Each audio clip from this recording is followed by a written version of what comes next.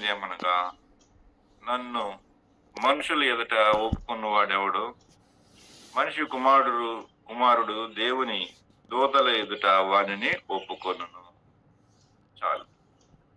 ఈ చిన్న భాగాన్ని దేవుడు మన ఇంటిలో దీవించి ఆశీర్వదించునుగాక. ఈ చిన్న భాగంలో నుంచి మనం చిన్న మాట ఒకటి జ్ఞాపకం చేసుకుందాం. మరి లోకాసు సువార్త 12:7లో ఒకటైనను దేవుని ఎదుట మరవబడదు. ఈ చిన్న మాట, ఒక్కటైనను దేవుని ఎదుట మరవబడదు. చాలాసార్లు మనం చిన్న భాగాన్ని దేవుడు మన ఇంటిలో దీవించి ఆస్వాదించును కాదు. చాలాసార్లు మనం అనుకుంటాము, మనం మరుగున పడి ఉన్నాము, మనం తెలియనటువంటి వారిగా ఉన్నామే అని చెప్పేసి చాలా మంది అనుకుంటుంటారు. లోకంలో నాకెక్కడ మరి న్యాయం దొరకలేదు, నాతో సహకరించేవారు సమకూర్చేవారు ఎవరు లేరు మరి అని చాలా డిసప్పాయింటెడ్ చెందేవారుగా కూడా ఉంటాం అన్నమాట. అయితే దేవుడు విస్తారమైన కృప నీ ఎడల అనుగ్రహిస్తున్నాడు అనేటువంటి విషయాలు ఇక్కడ దేవుని వాక్యంలో నుంచి మనం చూడవచ్చు. మరి ఇక్కడ మనం చూస్తే ఒక చిన్న సందర్భం చెప్తున్నాడు. 5 పిచ్చుకలు 2 కాసులకు అమ్మబడును కదా, అయినను వాటిలో ఒకటైనను దేవుని ఎదుట మరవబడదు. మీ తల వెంట్రుకలన్నీ లెక్కింపబడి ఉన్నవని చెప్పగా, మరియు మీ తల వెంట్రుకలన్నీ లెక్కింపబడి ఉన్నవి, భయపడకుడి, మీరు అనేకమైన పిచ్చుకల కంటే మీరు శ్రేష్ఠులు అంటాడు. మీరు శ్రేష్ఠులు, అనేకుల కంటే మీరు శ్రేష్ఠులు కారా అంటాడు. దేవుడు మనల్ని ఎంతగా మరి ఆయన పరిగణిస్తున్నాడో, ఎంతగా దేవుడు మనల్ని జీవిస్తున్నాడు అనేది ఇక్కడ స్పష్టంగా మనకి అర్థమవుతుంది అన్నమాట. ఎంతగా దేవుడు ఆయన మనల్ని మన విషయంలో ఎంత జోక్యం కలగజేసుకుంటున్నాడు అనేది ఇక్కడ మనకి చక్కగా దేవుడు ఆయన మాటల ద్వారా మనకు దేవుడు మరి మాట్లాడుతూ వస్తున్నాడు. చూడండి, దేవుడు నీ మీద కృపను చూపిస్తున్నాడని, దేవుడు కృప కలిగిన దేవుడుగా ఉన్నాడనే సంగతిని మరి తెలియజేసేటువంటి కొన్ని సంగతులు ప్రభు పరిశుద్ధ గ్రంథంలో నుంచి మాట్లాడినట్టుగా మనం చూస్తాం.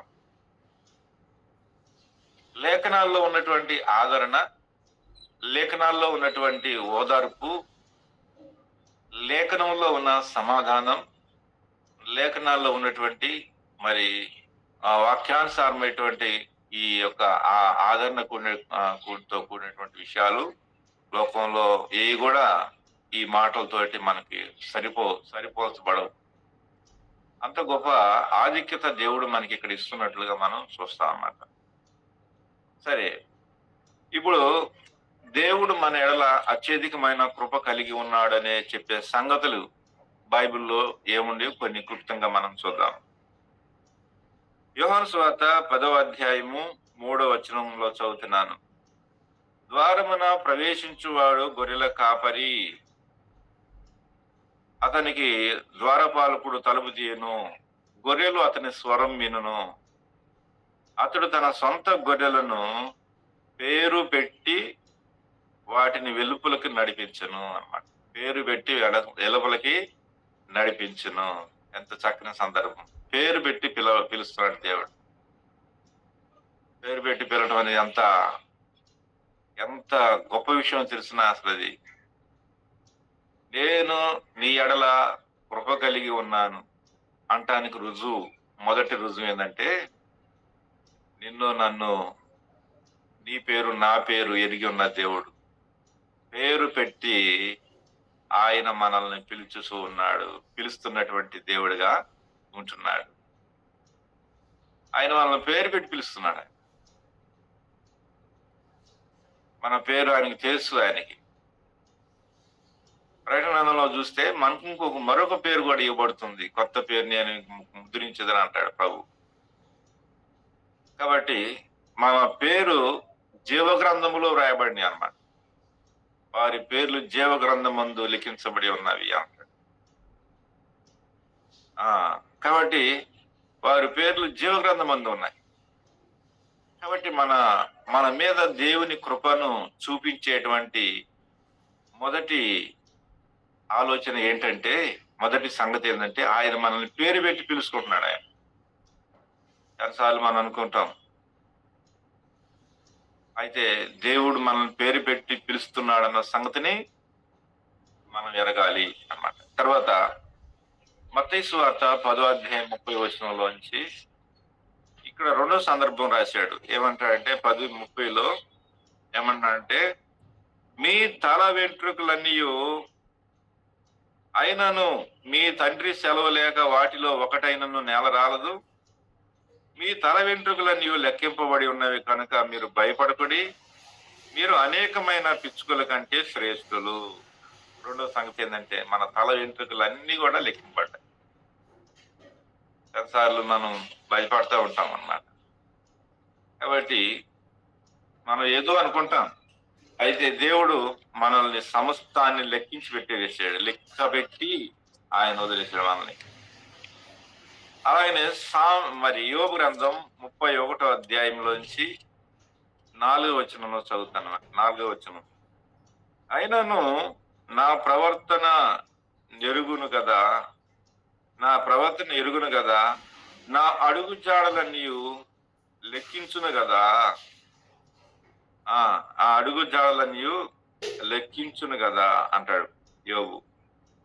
తర్వాత మళ్ళీ 37వ వచనంలో కూడా, నా అడుగు జాడలు ఆయనకు తెలియజేసేదను, రాజు వలె నేను ఆయన యొద్దకు వెళ్ళేదను, రాజు వలె నేను ఆయన యొద్దకు వెళ్ళేదను.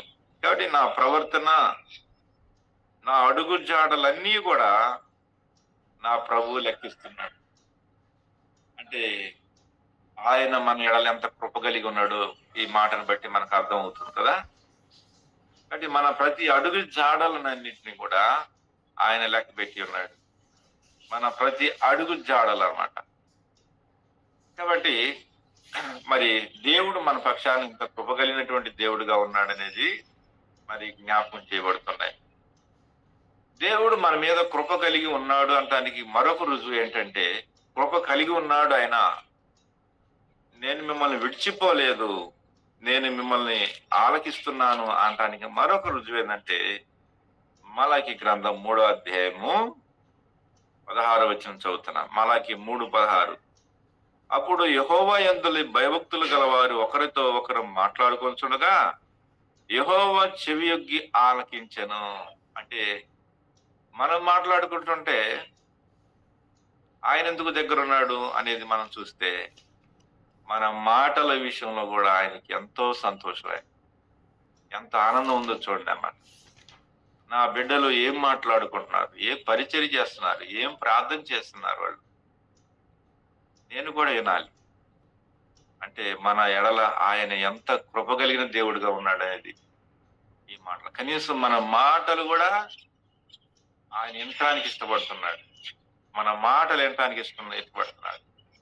మన అడుగులను లెక్క పెడుతున్నాడు ఆయన, అడుగు జాడలు లెక్క పెడుతున్నాడు. మన తల వెంట్రుకలన్నీ తెలుసు అన్నమాట. ఆయన మన పేరు ఎరుగును అన్నమాట. ఏంటి ఇవన్నీ?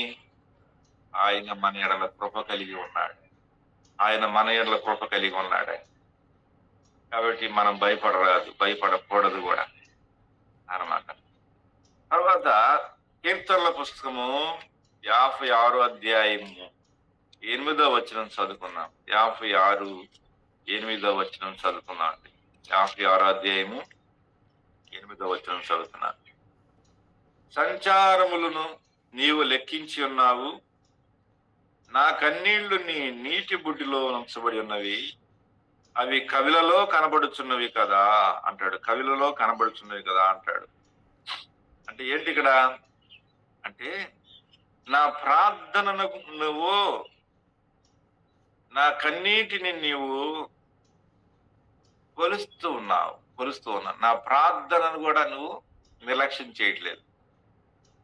నేనెన్ని ప్రార్థన చేశానో, ఎంత కన్నీరు పెట్టుకున్నానో, ఆ కన్నీరంతా యాడ్ అవుతుందన్నమాట. అంటే ఆయన దాచిపెడుతూ ఉన్నాడాయన. మన ప్రార్థనలన్నీ మూటగడుతున్నాడు.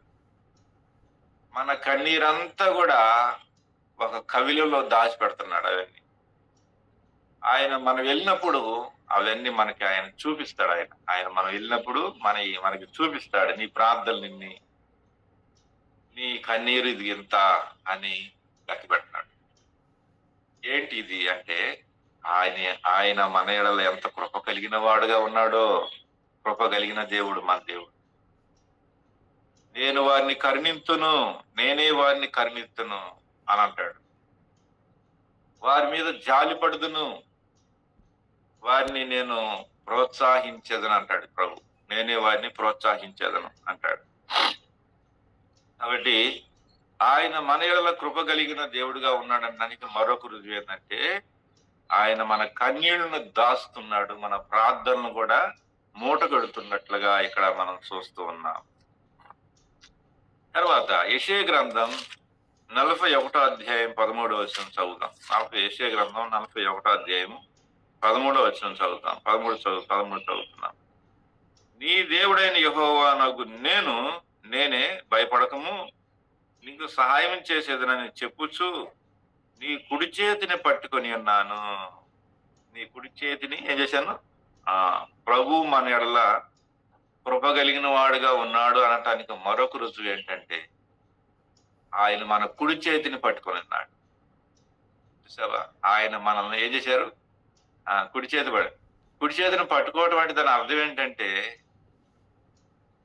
అది మన ఒకరితో ఒకరు, ఇదిగో నేను నీకున్నాను, నాకు నువ్వున్నావు. నాకు ఈ లోకంలో ఎవరు లేకపోవచ్చు, కానీ నీవు నాకున్నావు, నేను నీకున్నాను. కుడి చేతిని పట్టుకుంటా. అపోస్తలులు కూడా పౌలు సేవలకు, బర్నబాకు కుడి చేతిని ఇచ్చిరి అని రాయబడింది. ఎందుకు ఇచ్చారు కుడి చేయాలంటే, ఇదిగో మేము ఈ సేవలో మీకు తోడు సహకారులుగా ఉన్నాం, మీరు కూడా మాకు అలానే ఉండాలి. అది కుడి చేతి ఇవ్వటం అంటే అది అన్నమాట. కుడి చేతిని అంగీకరించడం అంటే అదే జ్ఞాపకం చేస్తూ ఉన్నాను. కాబట్టి ఆయన మనకు కుడి చేతి ఇస్తున్నాడు. మీరు నాకు నా రైట్ హ్యాండ్ మీరు అన్నమాట. నాకు తోడు మీరే ఉన్నారు. మీ వల్లనే నేను మీ వలన నా సంతోషం పరిపూర్ణం అవుతుంది అన్నట్టు. కాబట్టి దేవుడు మనకి ఆయన కుడి చేతినిచ్చి తన కృపను చాటుతున్నాడు మన పక్షాన. ఇదిగో నేను నీకు తోడుగా ఉన్నాను అన్నమాట. ఉదయకాల సమయంలో మనం అధైర్యపడాల్సిన అవసరం లేదు, భయపడాల్సిన అవసరం లేదు, దిగులు పడాల్సినటువంటి అవసరం అంతకంటే లేదు అన్నమాట. అంతేకాదు, దేవుడు ఇంకా ఎలా ఉన్నాడనంటే, తన కృపను చాటుతున్నాడు. నేను మీకు తోడుగా ఉన్నాను, నేను నీ పేరు ఎరిగి ఉన్నాను, నీ తల వెంట్రుకలు లెక్కించబడుతున్నాయి, నీ అడుగు జాడలన్నీ కూడా లెక్కించబడినాయి. నీ మాటలు నేను వింటున్నాను, నీ ప్రార్థన నేను వింటున్నాను, నీ కుడి చేతి నేను పట్టుకొని ఉన్నాను అని దేవుడు ఎంత కృప అనుగ్రహించినాడు, కృప కలిగినటువంటి దేవుడుగా ఉన్నాడు అనేటువంటిది అంటాను. మనుషులైనా ఒక దినాన చేతులు పెట్టా, నువ్వు నాకెందుకు పో అన్నట్టుగా పోతారు. కానీ దేవుడు ఎప్పుడు కూడా నెవర్ థింగ్, ఎప్పుడు కూడా ఆయన మాట తప్పుడు, ఆయన ఎప్పుడు కూడా ఆయన ఫెయిల్ కాడు. మన జీవితంలో ఆయన మనకు తోడుగా ఉంటున్నాడు. ఫిలిప్పీ 4:19 చూడండి, నేను మీకు తోడుగా ఉన్నాను అంటానికి మరొక రుజువు ఏంటంటే, కాగా దేవుడు తన ఐశ్వర్యం చొప్పున క్రీస్తు యేసునందు మహిమలో మీ ప్రతి అవసరతను తీర్చుదును. క్రీస్తు యేసు నందలి మహిమలో మీ ప్రతి అవసరతను నేను తీర్చుదును. చూసావా? మీ ప్రతి అవసరతను నేను తీరుస్తాను, ప్రతి అక్కర్ని నేను తీరుస్తాను. చూసావా? ప్రతి అవసరతను ఆయన ఎరిగి ఉన్నాడు. మన అవసరత ఏముందో మనకంటే ముందుగా ఆయనకి తెలుసు. ఆయన ఎరిగాడు అన్నమాట. మన పరిస్థితులన్నీ కూడా ఆయనకి చాలా చక్కగా తెలుసు అన్నమాట. చక్కగా తెలుసు. ఆయన ఎరిగి ఉన్నాడు ఆయన. కాబట్టి ఆయన మాట తప్పడు, మాట తప్పని దేవుడు ఆయన. ఆయన మన పక్షాన ఎంతో చక్కని దేవుడిగా మనకు ఉన్నట్లుగా మనం చూస్తున్నాం. ఆయన కృప మన పక్షాన చూపిస్తూ ఉన్నాడు. కృప కలిగిన దేవుడు ఆయన, జాలి కలిగిన దేవుడు ఆయన, కనికరములు, కృపా కనికరాలు, కటాక్షాలు కలిగినటువంటి దేవుడు. కాబట్టి ఆయన మనకు తోడుగా ఉన్నాడు, ఆయన మనకు తోడుగా ఉంటున్నాడు అన్నమాట. అనటానికి ఈ రుజువులు మనకు దేవుడు చూపిస్తున్నామట. ఈ రుజువులే మనకి ప్రభు చూపిస్తున్నట్లుగా మనం దేవుని వాక్యం నుంచి మనం చూస్తామట. కాబట్టి మన దేవుడు మన పక్షాన ఎంత గొప్ప దేవుడుగా ఉన్నాడో, ఎంత జాలి కలిగినటువంటి వాడిగా ఉన్నాడు అనేది మనం చూస్తామట. అంతేకాదు హోషేయ గ్రంథంలో నుంచి మనం కొన్ని విషయాలు మనం చూస్తే ఎఫ్రాయిము గురించి ఒక సందర్భం మనం తెలుసుకున్నాం. ఆయన ఎంత కృప కలిగిన దేవుడిగా ఉన్నాడు అనేది మనం ఎరిగితే, ఎఫ్రాయిము హోషేయ గ్రంథంలో మనం చూస్తే విగ్రహాల్లో వెంబట పరిగెత్తాడు. తర్వాత 5వ అధ్యాయంలో, హోషేయ గ్రంథం 5వ అధ్యాయంలో మనం చూస్తే వ్యభిచారం వెంబట పరిగెత్తాడు. తర్వాత 6వ అధ్యాయంలో మనం చూస్తే తన భక్తి తెల్లవారు కనబడు మంచు ఎగిరిపోయినట్లు ఎగిరిపోయే భక్తి చేశాడు. అంతేకాదు తాను ఎలాంటి వాడిగా ఉన్నాడు అనంటే, మరి 7వ అధ్యాయంలోకి వచ్చేపాటికి అన్యజనులతో కలిసిపోయాడు. తర్వాత అదే 7వ అధ్యాయంలో ఎట్లా అయిపోయాడంటే, పిరికి గుండె గల గువ్వ వల్లే మారిపోయాడంట. తర్వాత మరి 12వ అధ్యాయంలోకి వచ్చేపాటికి 1వ వచనంలో ఎఫ్రాయిము గాలిని మేయిచున్నాడు, గాలిని తింటున్నాడు. గాలిని ఎంత తింటే కడుపు నిండిద్దండి? గాలిని తింటున్నాడు ఎఫ్రాయిము. అదే 13వ అధ్యాయంలోకి వచ్చేపాటికి ఎలా ఉన్నాడంటే తన్ను తానే గొప్ప చేసుకుంటున్నాడు. 13వ అధ్యాయం అంతా కూడా, హోషేయ గ్రంథం 13వ అధ్యాయం అంతా కూడా తన్ను తాను గొప్ప చేసుకుంటున్నాడు. అండి, చూసావా? తర్వాత దేవుడే అంటాడు, ఎఫ్రాయిము నేను నిన్నిట్లు మరుతును అని చెప్పేసి దేవుడే వాపోతూ, నేను ఎఫ్రాయిమును కరుణింతును, ఎఫ్రాయిమును గుణపరుతును, ఎఫ్రాయిమును మరి ఎఫ్రాయిముతో నేను మరి చేయుతున్నా అంటాడు. మళ్ళీ నేను సంధి చేసుకుంటా అంట ప్రభు. ఈ 11వ అధ్యాయంలో కూడా ఎఫ్రాయిము ఎలాగూ తప్పిపోయాడంటే, 3వ వచనంలో విగ్రహాలకు ధూప వేశాడు. ఆ 3వ అధ్యాయము చివరి భాగంలో మనం చూస్తాము, మరి ఆ సంగతి వారికి మనసును పట్టలేకుండా ఉంటుంది. తర్వాత 5వ వచనం చివరి భాగంలో చూస్తాము, దేవుని విసర్జించినటువంటి స్థితిలోకి వెళ్ళాడు. 6వ వచనంలో యోచనను బట్టి అన్నమాట తప్పిపోతూ వచ్చాడు. 7వ వచనంలో దేవుని విసర్జించాడు. 12వ వచనంలో అబద్ధాల ఆట నేర్చుకున్నాడు. అదే 12వ అధ్యాయంలో మోసపు క్రియలు నేర్చుకున్నాడు. అదే 12వ వచనంలో నిరాటకముగా దేవుని మీద తిరుగుబాటు చేయడం నేర్చుకున్నాడు. తర్వాత నమ్మకమైన పరిశుద్ధ దేవుని మీద తిరగబట్టడం అనేది నేర్చుకున్నాడు. ఇన్ని రకాలుగా తప్పిపోయాడు చూడండి. మరి ఇలాంటి వాడిని దేవుడు ఏం చేయాలి? శిక్షకు అప్పగించొద్దా? కఠినంగా శిక్షకు అప్పగించాదా లేదా? అయితే ప్రభు అంటున్నాడు, ఎఫ్రాయిం విషయంలో ప్రభు అంటున్నాడు, ఏమన్నాడు తెలిసిన? 13వ అధ్యాయం, హోషేయ గ్రంథం 13వ అధ్యాయం 14వ వచనం, అయినను నేను పాతాళము వశము కాకుండా నేను అతన్ని విమోచింతును. అలాంటి వాడు పాతాళానికి పోయినా పర్లేదు. మనం అయితే అనుకుంటాం అట్టంటోడు పోయినా పర్లేదు అనుకుంటున్నాం. అయితే దేవుడు అట్ట అనుకునేవాడు దేవుడు కాదు. నేను అతన్ని పాతాళ వశములో నుండి నేను అతన్ని విమోచించాలనుకుంటున్నాను. మృత్యువు నుండి నేను వాడిని రక్షించాలనుకుంటున్నాను. మరణము పట్ల అతనికి విజయం కలిగించాలనుకుంటున్నాను. అబ్బా! ఎంత గొప్ప దేవుడండి మన దేవుడు. ఎంత గొప్ప దేవుడు. మనమైతే ఈడు సచ్చినా పర్వాలేదు అనుకుంటాం మనమైతే కదా! అయితే దేవుడు అలా అనుకోడండి. అలా అనుకోడు.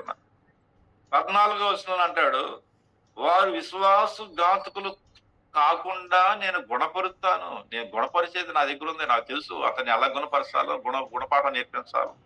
నేను ఎలాగో దారిలో తీసుకురావాలో నాకు తెలుసు అని చెప్పేసి అంటాడు. గుణపరుస్తాను. నేను గుణపరిచే దేవుడిని. తర్వాత ఎఫ్రాయిముతో మరలా నేను స్నేహం చేసేదను. కిందనే చూడండి, అక్కడి కిందనే ఉంటుంది. ఎఫ్రాయిముతో నేను ఏం చేస్తాను? స్నేహం చేసేదను అంటాడు. తర్వాత 13వ అధ్యాయము 3వ వచనంలో, కాబట్టి వారు ఉదయమున కనబడు మేఘము వలనే పెందల కాడిని గతించు ప్రాతకాల మంచు వలనే నేను అతనికి మంచుగా ఉంటాను. అంటే మంచు అంటే అభివృద్ధి. ఏ పంటకైనా మంచు కావాలి. మంచు లేకపోతే అది పూతలు రాలిపోతాయి, పిందెలు రాలిపోతాయి, ఫలింపు ఉండదు. అంతగా పెద్ద ఫలింపు ఉండదు. మంచు అంటే ఏంటంటే అది ఫలింపు అభివృద్ధికి సాదృశ్యం. అది ఫలింపుకి అభివృద్ధికి సాదృశ్యం అన్నమాట. కాబట్టి నేను అతనికి మంచుగా ఉంటానంటామాట.